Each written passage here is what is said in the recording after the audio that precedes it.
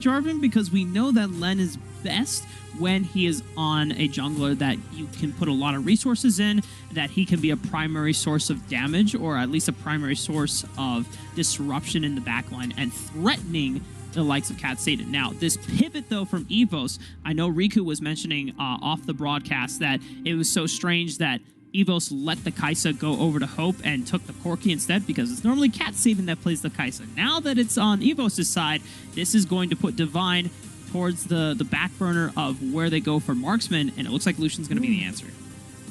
Yeah, Lucian Nami can be a potential option here. That means very strong early to mid game, and basically having a lot of poke, a lot of damage versus the dual lane. And I think the biggest question is usually when you know that you're on a Kai'Sa, will you unlock the lane swap here? I mean, it is, we've seen that being done before, especially you know that you're going to immediately lose the 2v2 when it comes to the poke. But look at G4 now gonna pick up this Twisted Fate, which we haven't seen throughout the entirety of the series. So I'm expecting, again, these level 5 destinies to impact the side lanes later on.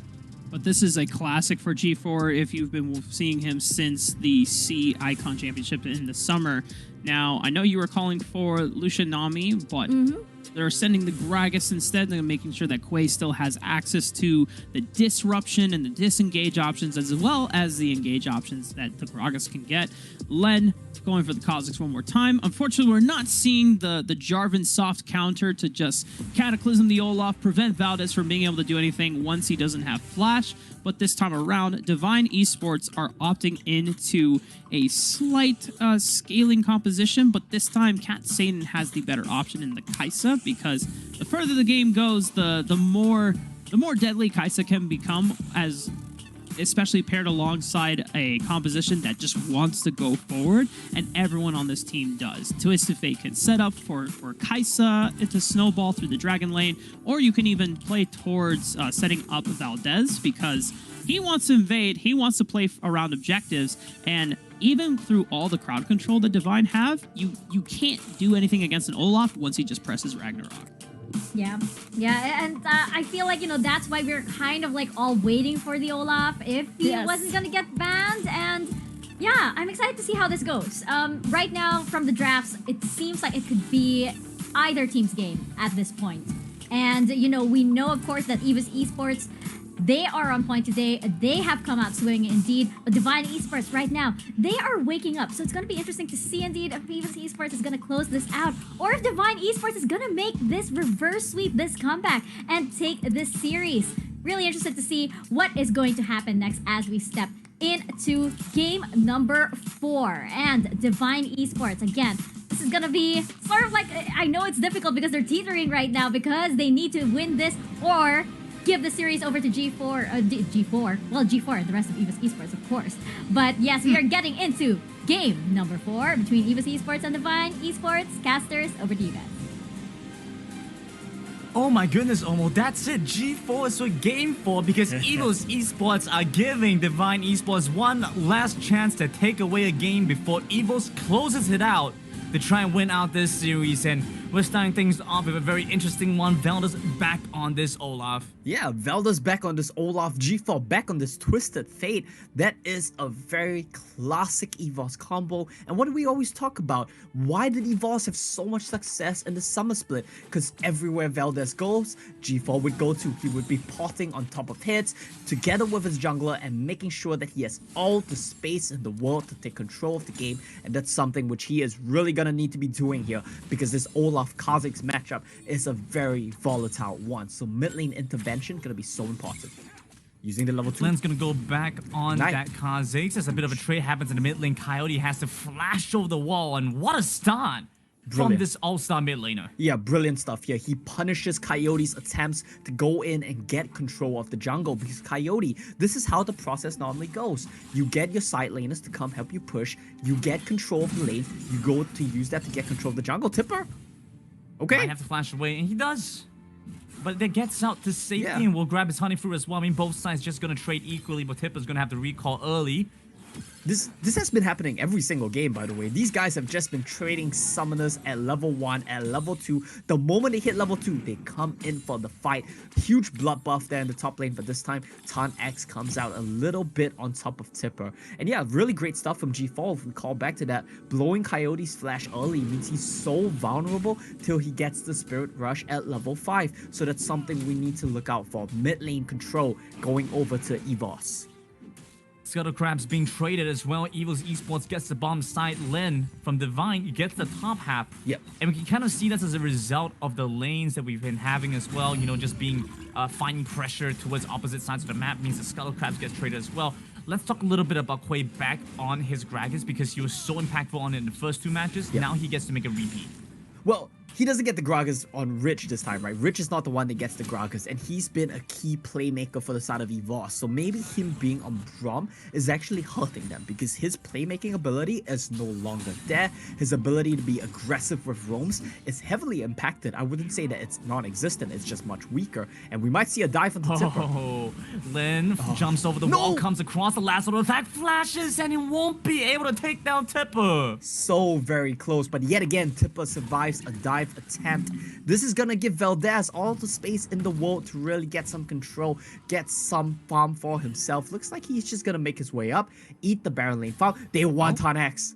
They're onto Tan X, they're onto the Renekton, and Goldcon comes across, and Valdez anywhere this Olaf goes, G4 is sure to follow. Exactly. And Oracle. In this case, who would be the little lamb? Yeah, that's a good question. I'm gonna say G4 here. Yeah, so Valdez, Mary has I'm sorry, I might have to cut you off because they're gonna dive the bot side. Coyote comes in, the charm misses out. Rich gonna walk back towards the turret, forces them away. Coyote dropping down low quickly. The turret comes back in one more time, and Katsin might be able to find something here to finally take down the Braum, but you still have to face off against the Kai'Sa. Valdez jumping in now, finds the first undertow. They find the first kill, going back onto the Braum, onto the Gragas in fact, and moving on to Hope 1 is the second perhaps. What did Valdez and Divine Esports barely get out. Very curious stuff there from both of these teams. Coyote way over diving, takes 2 turret shots, tries to go back in, takes a 3rd turret shot, and now he wants to be a bit more sneaky yet again. Barrier still available for Katsatan. Oh boy. Yeah, you have to watch out for the barrier. There might be the bait comes across, the Ignite coming in as well, but Katsin go down, and Divine finds something the bot side again. Divine they do, but Tipper, they want to dive him. Dominus comes across. They might be able to take down the Darius before he can get anything done. Has to flash away. The Renekton losing a lot of health. Len's gonna drop low as well. Quay is here. Quay now jumping back up the top end, and there's nobody else to provide backup for the Darius. So Tipper needs to give up this turret. Solo Bolo? Not Solo Bolo. G4 and Rich, they take down Coyote, but the top turret is gonna fall across the board. It's blood everywhere. These teams, they are trading blow for blow. No one wants to let anything go, but Divine, they come out a bit on top, lose 1 kill, but get the turret.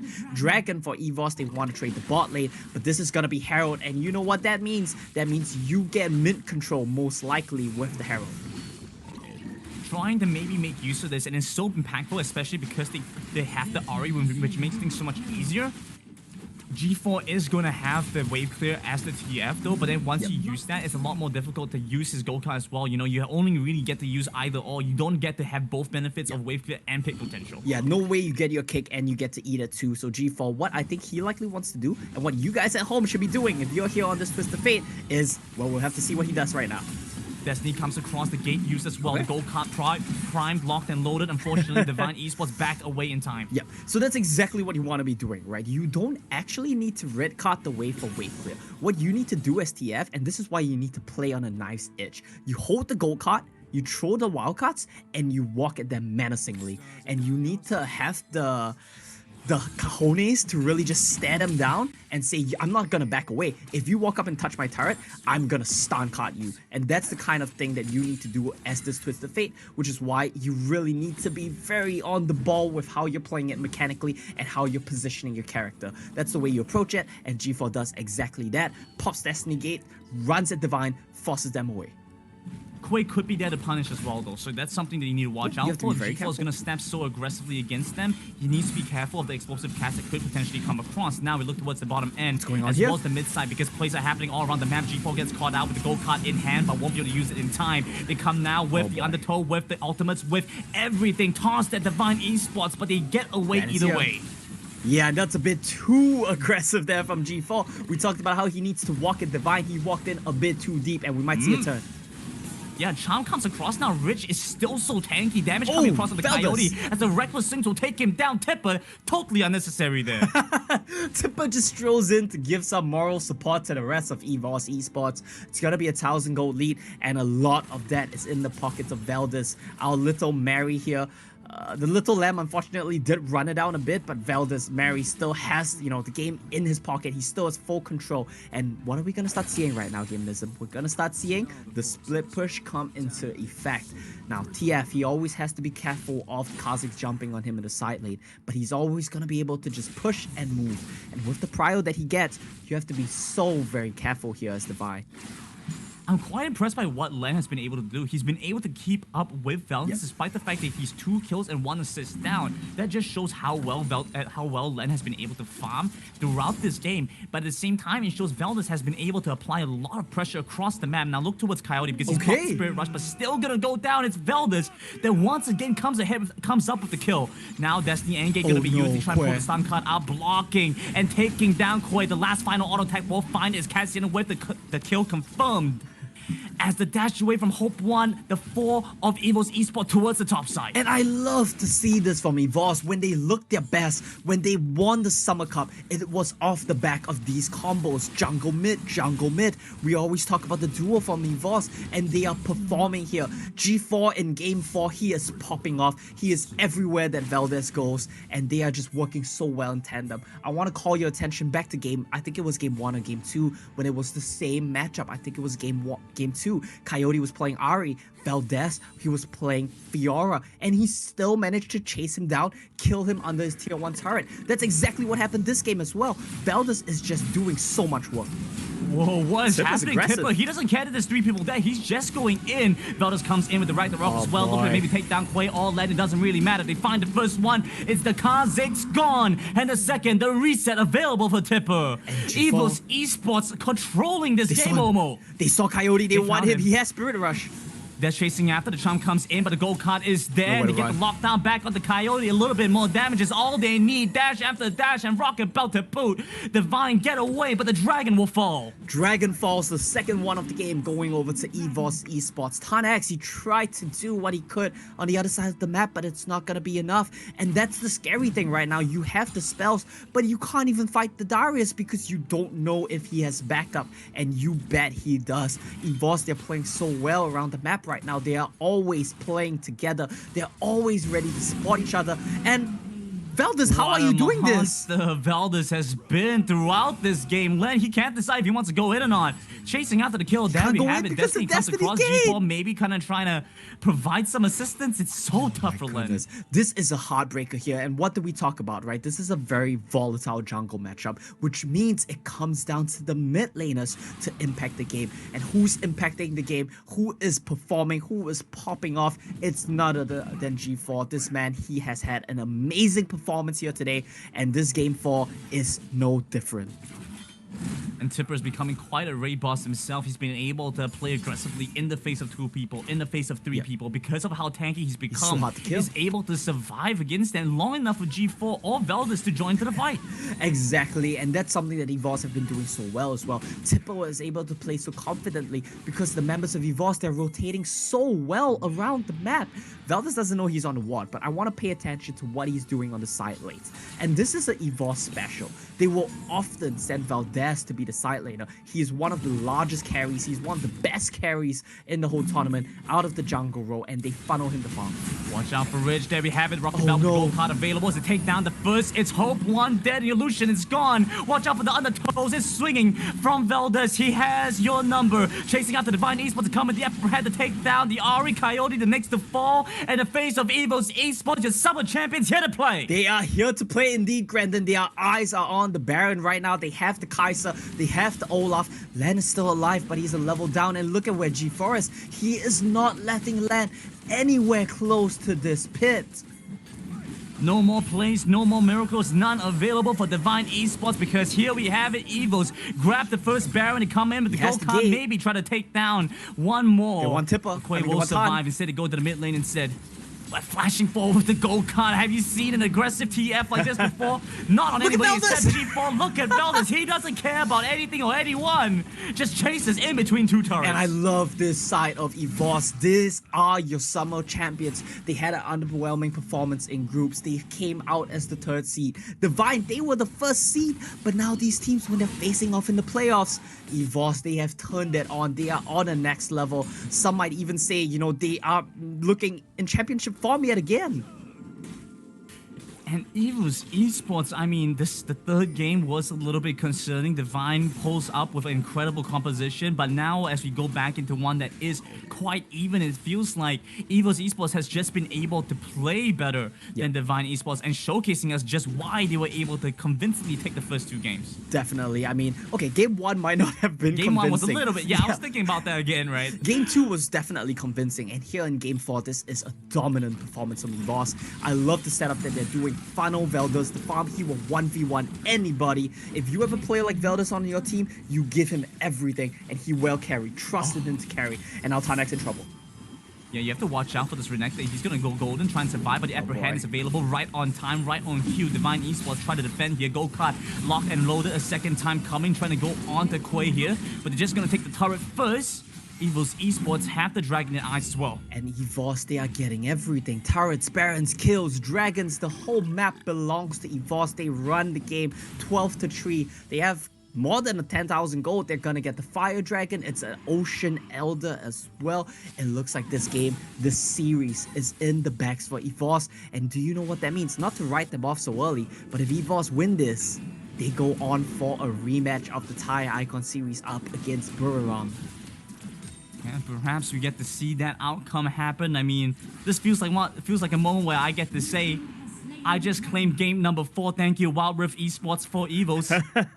Very much the case here. And I want to point out as well, if EVOS win this, if they go on to face Buriram, that would mean that they would have to take down Group A's #1 seed and Group B's #1 seed to get to the finals. This means that they would be favorites for the whole thing, I would even dare say. And EVOS, I mean, their path is not going to be an easy one, but they're making it look easy. Yeah, but they're chasing So after easy. Tarnek and take him down effortlessly. Effortless indeed. Oh He my doesn't even goodness. have time to pop the Dominus. He's just running. There's nothing he can do. How often do you see Renekton have to buy Zhonya's? It's just such a tough situation to be in. And Veldus, this man, he's putting on a clinic right now. No sweat on the brows for EVOS Yeah. Esports. I mean, it's been a convincing game for them. Now they just have to close this one out. We saw a similar process happen in game 1 where Divine Esports were able to get ahead. Unlike them though, EVOS have been able to maintain the advantage and keep things going. They're looking towards the second Baron, and that might be the deciding factor here. Yeah, they're looking onto the Baron 10 seconds away. I don't even think that Divine, they're going to be able to approach though. It's full control from EVOS. Every time you walk near them, they chase you down. They run you out of the jungle. It belongs to them now. And look at G4, look at Tipper. They're going to be the ones here marking land, making sure he gets nowhere near this pit. And this is the difficult part about the composition that Divine Esports have drafted. There's no vision, no information, nothing that you can can't use play from to behind. get knowledge of the Baron pit. Yeah, you really cannot play from behind. You cannot walk into River. You cannot walk into Baron Pit. There's just so little options. And look at EVOS. They are running the map. Taking control around the Baron pit now. Divine Esports need to get some information, walk we go. back in, but they're walking into gold card of G4. Instead, they're taking down Quay. And the Destiny's going to be used. They're looking to maybe take down Len as well. They move into the Baron pit instead. Maybe just grab this here. G4 will port in. Get ready to fight in the mid side if they have to, but Baron started up. Baron started up, and Baron's gonna be finished off just like that. Olaf as well as Kaiser, so much damage. And G4 right now, he is just zoning once again. There's nothing that Divine can do. It's gotta feel a bit desperate for them. Tarnex, he wants to get something, anything. He wants to just get this turret, please. Just gets the environmental goal. Doesn't even get the full caddy, but we'll get the bot side turret finally. Divine Esports, I mean, 14,000 behind. I mean, brutal. It is really brutal here. And we have to remember, we saw the journey of Divine Esports all the way from play-ins. We saw them start weak in play-ins. We saw them start weak in groups. But they are starting weak once again in playoffs, and you don't have many chances. If Divine, you lose this, you go down to the lower bracket, and you face the other Summer Super Cup finalists in one team. It's so brutal. Oh no, the damage! Walk-in land gets taken down by the Captain Rain, and with the Unbreakable, there's not much Divine Esports can do to stop EVOS from walking onto the inhibitor. They pull in Coyote with the upper hand, and facing off against EVOS, Divine are falling apart. Divine, they are falling apart. If you look at game 1 to game 4, it looks like a different team. And Veldis, the juggernauts of the summer season have come back in. They're taking down the first with the Captain Rain, looking to take down the second, the third. All the numbers coming across. EVOS Esports with that third game win will take away the series. 18-3, a dominant performance from EVOS, and they were 3-1.